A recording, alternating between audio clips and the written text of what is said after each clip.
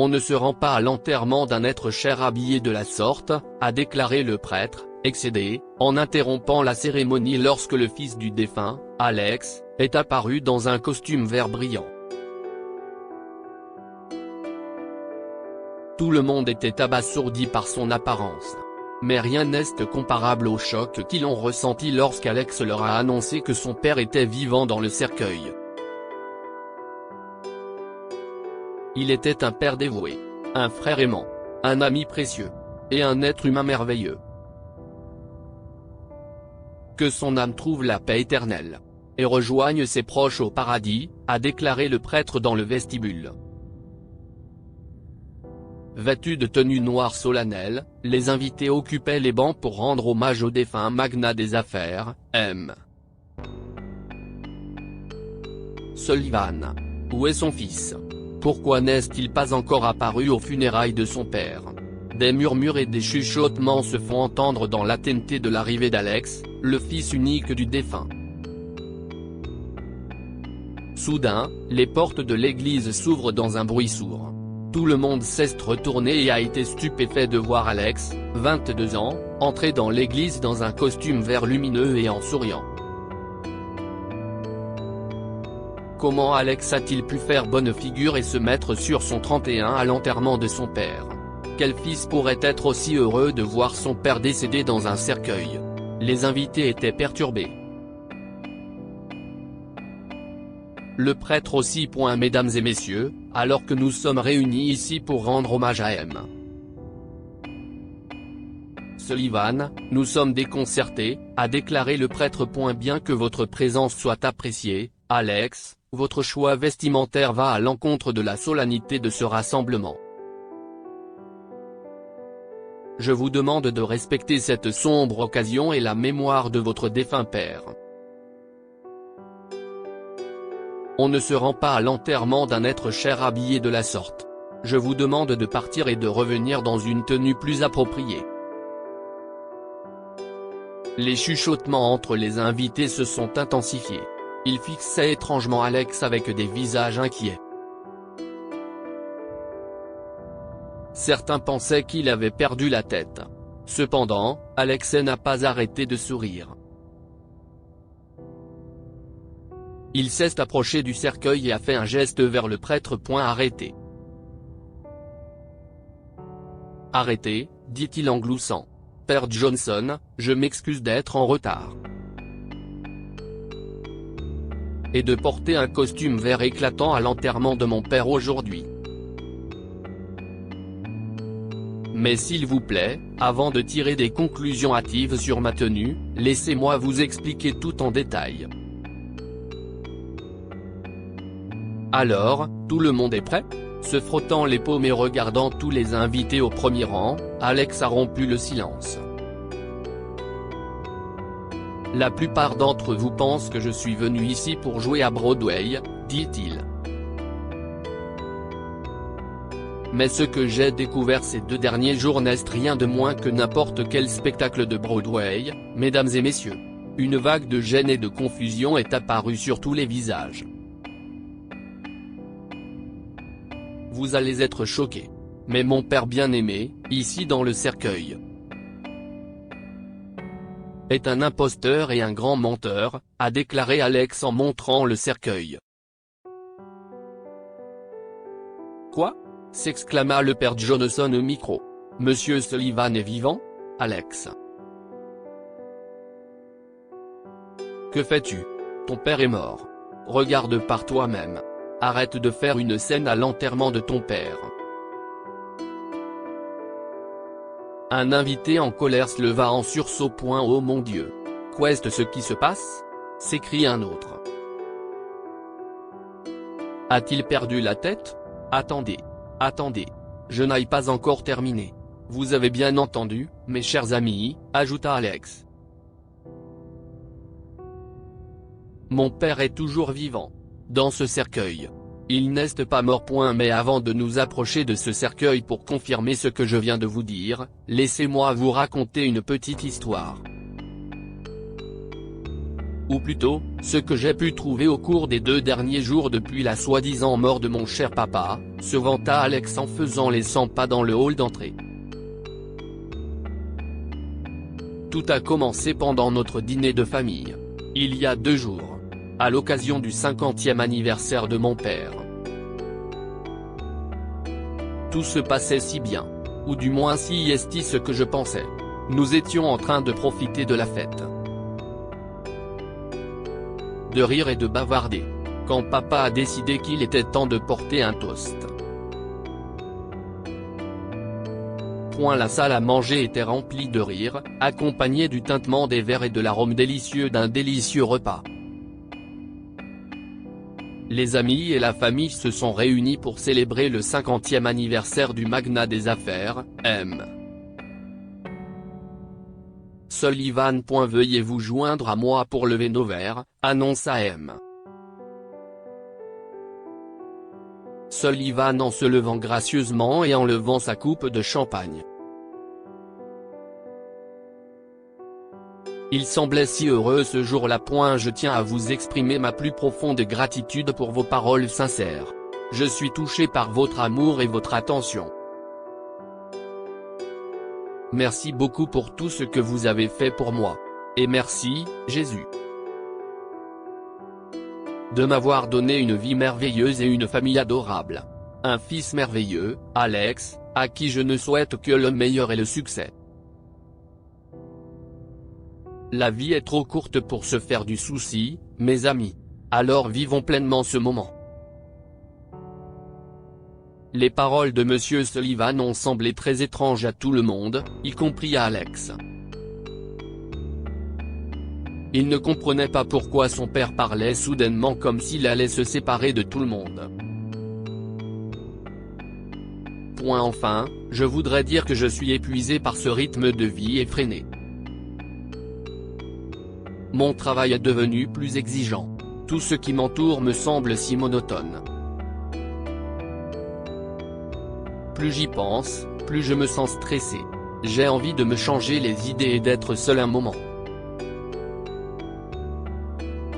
Si vous le permettez, j'aimerais me retirer dans mon bureau, a déclaré M. Sullivan en buvant son verre et en disparaissant dans son bureau situé à l'étage. Tout le monde était troublé. L'atmosphère joyeuse de l'anniversaire est devenue inquiétante, et personne ne pouvait expliquer pourquoi M. Sullivan se comportait si bizarrement. Est-ce qu'il va bien ? Demanda l'un des invités, inquiet. Cela ne lui ressemble pas. Devrions-nous aller le voir ? Il a l'air inquiet.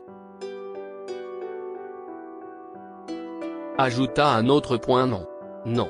Je ne pense pas que ce soit une bonne idée.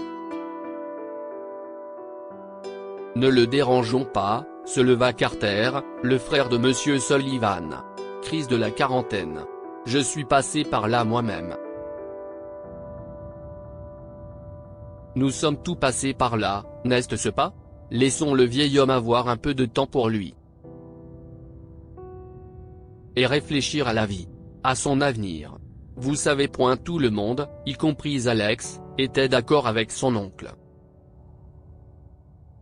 Ils pensaient que Monsieur Sullivan avait vraiment besoin de ce temps pour lui et décidèrent de ne pas le déranger. La fête a continué à battre son plein. Les invités étaient en train de profiter de la fête lorsqu'ils ont entendu un grand bruit de chute dans le bureau de M. Sullivan, environ 20 minutes plus tard. Ils ont tout laissé tomber et se sont précipités à l'étage pour vérifier. Oh mon Dieu! Papa? Alex se précipita dans le bureau de son père en hurlant. Lorsqu'il est entré dans la pièce, il a eu un choc énorme. Monsieur Sullivan était étendu sur le sol, son corps tremblait et sa respiration était pénible, comme s'il avait des crises d'épilepsie. Alex a été paralysé par le choc lorsqu'il a vu une fiole avec un liquide répandu près de son père. Le discours que son père avait prononcé il y a quelque temps résonnait encore dans ses oreilles. À l'époque, rien n'avait de sens. Mais maintenant, ses pires craintes ont été confirmées lorsqu'il a vu la fiole. Papa. Non, non, non. Pourquoi as-tu fait ça? Papa? Réveille-toi. Papa? S'il te plaît, ne me fais pas ça. Alex a fondu en larmes et s'est agenouillé à côté de son père. Il tâta le pouls et cria, « Appelez une ambulance. S'il vous plaît. Que quelqu'un appelle une ambulance. Non. Je vais l'emmener à l'hôpital où je travaille. Nous n'avons pas le temps. Il faut faire vite. » Son pouls diminue. Carter, l'oncle d'Alex, qui est médecin à la clinique locale, intervient à son tour. Carter a pris son frère dans ses bras et l'a emmené d'urgence à l'hôpital dans sa voiture. Alex a suivi son oncle et est arrivé à l'hôpital, espérant que son père s'en sortirait. Mais ses espoirs se sont heurtés à un mur lorsqu'il a vu son oncle Carter à l'extérieur du service des urgences, le visage marqué par l'agonie. Oncle Carter. Comment va papa? Est-ce qu'il va bien? Alex bégaye. S'il te plaît, dis-moi qu'il va bien. Est-ce que je peux le voir? Oncle Carter. S'il te plaît, dis quelque chose. Carter posa sa main sur l'épaule d'Alex et hocha la tête d'un air déçu. Soupirant profondément, il annonça la mauvaise nouvelle. Je suis désolé, Alex. Nous avons tout fait pour le sauver. Mais, mon frère, ton père, il est mort d'un empoisonnement au cyanure de potassium. Cette nouvelle a assommé Alex. Peu importe ce qui a poussé son père à mettre fin à ses jours, le jour même de son anniversaire, cela le hante. Il n'arrivait pas à accepter la nouvelle de la mort prématurée de son père. Il n'arrivait pas à se convaincre que c'était réel. En tant que frère, j'estime qu'il est de ma responsabilité de m'occuper de l'organisation des funérailles, dit Carter d'une voix tremblante. Nous l'emmènerons à la morgue dans un moment. Et je parlerai au prêtre pour prendre les dispositions nécessaires immédiatement. Alex. Je suis vraiment désolé. Je comprends ce que tu traverses. Reste fort, mon fils. Je vais aller dans le hall et informer toute la famille. Les mots de Carter sont restés en suspens tandis qu'Alex hochait péniblement la tête, toujours incapable de croire que son père, qui était vivant et en bonne santé il y a une demi-heure, était maintenant mort et se dirigeait vers la morgue. Alex n'a pas eu le courage de supporter le chagrin d'amour. Il ne comprenait pas pourquoi son père s'était infligé une chose aussi horrible.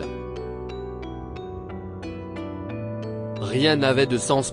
Papa est un homme tellement fort. Il ne se ferait jamais ça.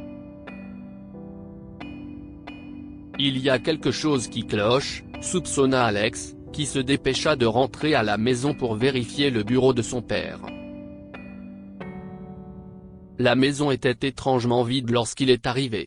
Les femmes de ménage et tous les invités étaient à l'hôpital et au funérarium, préparant les derniers sacrements de Feu-M. Sullivan. Alex était donc seul avec le chien de la famille, Pebbles. Il doit y avoir quelque chose là-dedans. Marmonna Alex en fouillant dans les dossiers, les papiers et tout ce qui lui tombait sous la main dans le bureau de son père. Ce faisant, il n'a pas remarqué que la porte derrière lui était légèrement entr'ouverte, laissant à Pebbles suffisamment d'espace pour entrer dans le bureau. Alex était tellement absorbé par la vérification des dossiers que tout à coup, il a entendu un bruit de bave.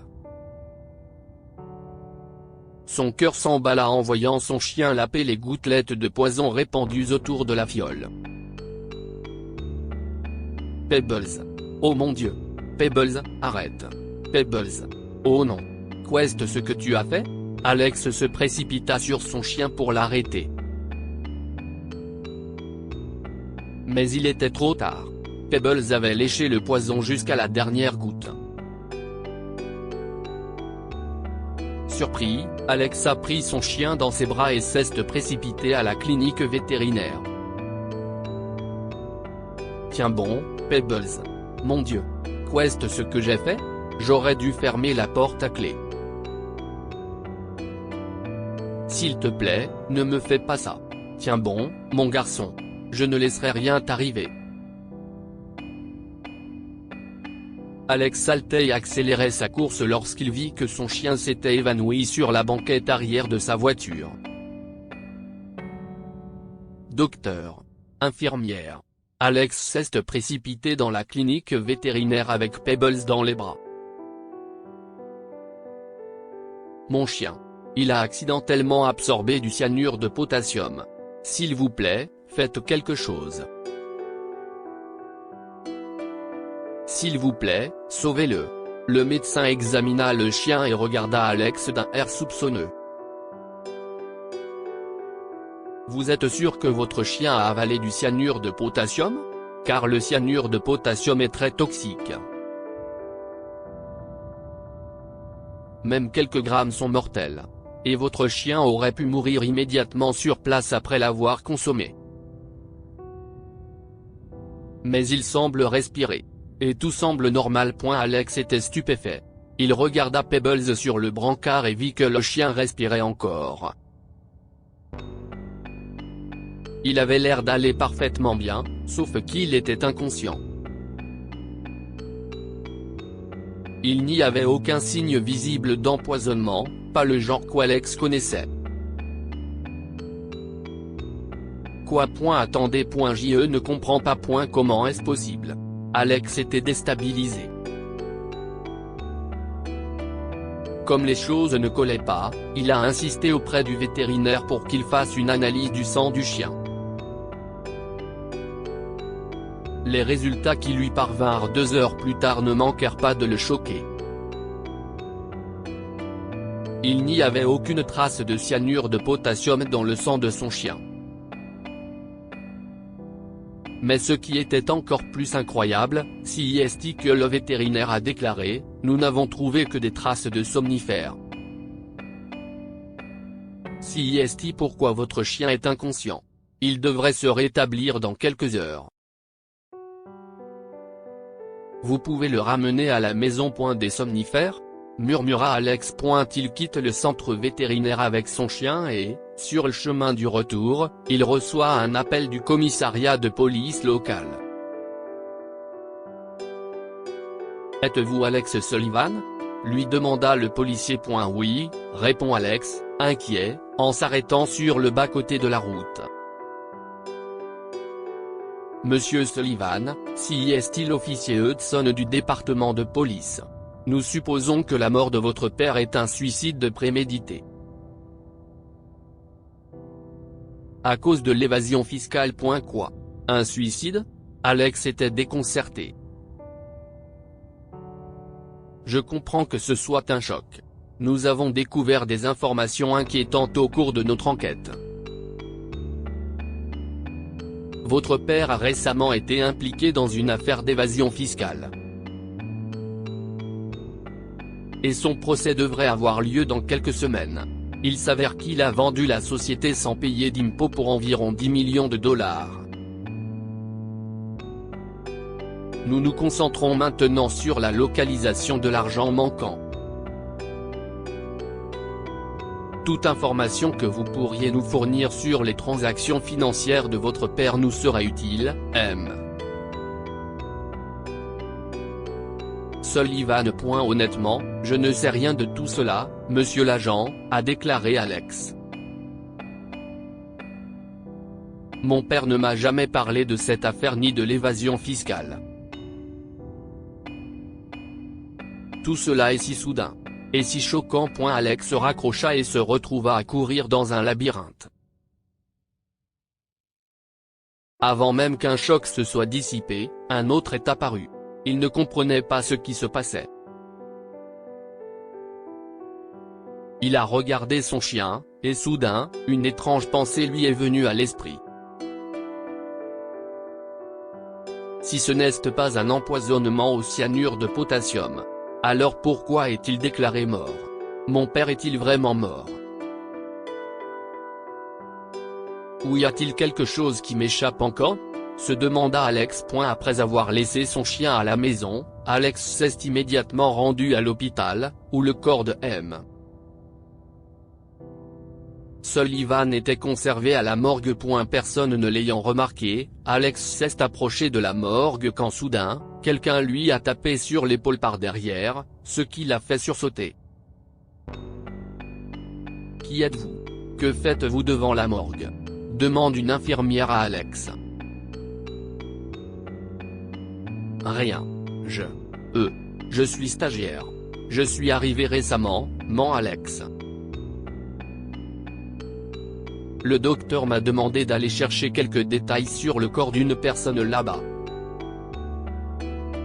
Alors je vais juste à la morgue pour vérifier. D'accord. Allez-y, l'infirmière acquiesça et partit. Alex soupira en se glissant dans la morgue et commença à chercher le corps de son père. La froideur de la morgue hantait Alex alors qu'il marchait sur les étagères, à la recherche de l'étiquette avec les détails de son père. Après une recherche fastidieuse, il a trouvé le corps. Mais quelque chose lui paraissait étrange lorsqu'Alex a soulevé le drap blanc.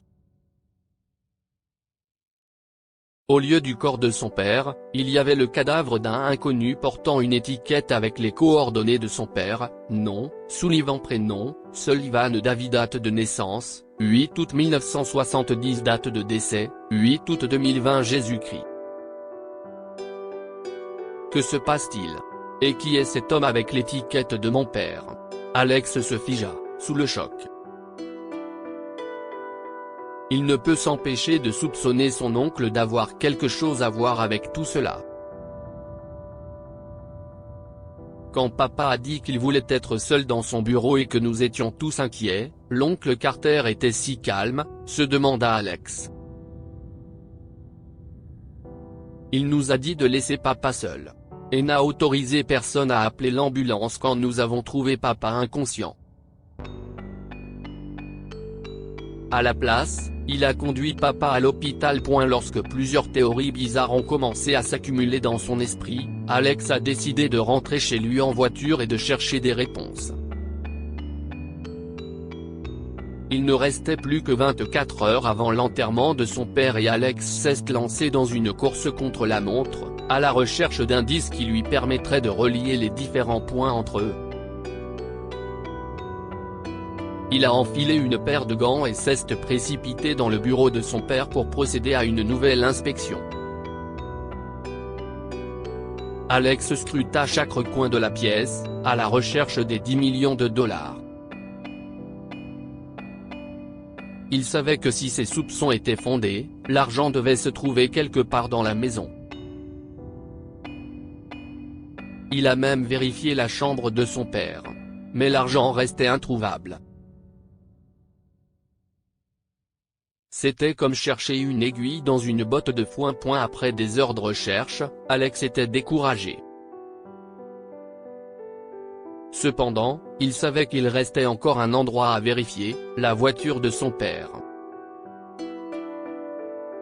Alex fouilla la voiture à la recherche de quelque chose, n'importe quoi qui pourrait lui fournir un indice ou le conduire à l'endroit où se trouve l'argent. Il doit y avoir quelque chose. Où a-t-il gardé l'argent? Alex était frustré jusqu'à ce que son regard se porte sur le GPS. Cherchant désespérément des réponses, Alex vérifia le GPS et trouva une adresse inconnue à la périphérie de la ville que son père avait fréquentée quelquefois. Bizarre. Cet endroit a l'air désert. Pourquoi papa irait-il ici? Se demanda Alex en levant les yeux vers la carte. Il y est allé plusieurs fois. Quel est cet endroit? Avec un mince espoir de trouver un indice, Alex s'est immédiatement rendu en voiture à l'adresse indiquée pour vérifier. Une demi-heure plus tard, il se retrouve devant un étrange manoir abandonné, entouré d'un ensemble de maisons délabrées qui le terrorisaient. Des ordures et des détritus jonchaient la propriété, ce qui dégoûtait Alex. On aurait dit que l'endroit servait de dépotoir aux habitants de la région. Et ce qu'un riche homme d'affaires comme Monsieur Sullivan faisait dans cet endroit n'avait aucun sens. Pourquoi papa viendrait-il ici? Alex était constamment confronté à la même question. Il força sans peine une serrure rouillée et se faufila dans le manoir. Rien ne semblait louche à l'intérieur jusqu'à ce qu'Alex trouve une trappe sur le sol, cachée sous un tas d'ordures. Ce qui déconcerta Alex, si la serrure non rouillée de la trappe. Elle semblait neuve, comme si quelqu'un était passé par là récemment. La méfiance s'installant dans son esprit, il brisa la serrure avec une pierre. Il ouvrit la trappe et ce qu'il y trouva confirma ses pires craintes. Oh mon Dieu! Est-ce que ce sont les 10 millions de dollars que les flics recherchent? Sous le choc, Alex y découvre 2 sacs remplis d'argent, cachés dans ce qui ressemble à une petite cave. En fouillant dans les sacs pour voir s'il y avait autre chose que l'argent, Alex a découvert 2 passeports, et s'est rendu compte que l'un d'eux était faux. Il y avait la photo de son père, mais il a remarqué que le nom était écrit « Alan Parker ». Linda Parker? Qui est-ce? Alex se crispa en voyant la photo d'une femme inconnue sur l'autre passeport. Pourquoi papa falsifie-t-il son identité? Quel est son lien avec cette Linda? Le puzzle s'est reconstitué lorsqu'Alex a trouvé 2 billets d'avion pour Miami dans le passeport de son père. Date du départ: 10 août 2020. Alex était abasourdi. C'était le jour des funérailles de son père, et le vol était prévu 5 heures après la cérémonie. Ainsi que j'ai percé le mystère. Alex finit de raconter l'histoire avec un petit rire. Mesdames et messieurs, si vous ne me croyez toujours pas, regardez ça. Alex s'est approché du cercueil de son père avec un miroir à main et l'a placé près de sa bouche sous le regard incrédule de tout le monde. Quelques secondes plus tard, il a montré le miroir aux invités et au prêtre.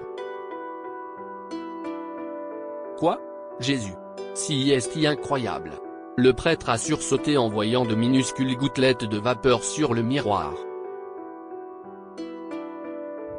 Maintenant, me croyez-vous?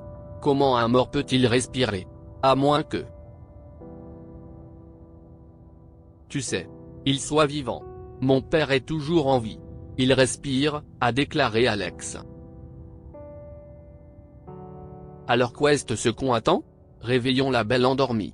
Alex a administré une seringue d'adrénaline dans le corps de son père et, quelques minutes plus tard, Sullivan s'est réveillé de son cercueil, respirant bruyamment. Bonjour, papa, Alex rit tandis que Sullivan regardait autour de lui, l'incrédulité et l'horreur se dessinant sur son visage.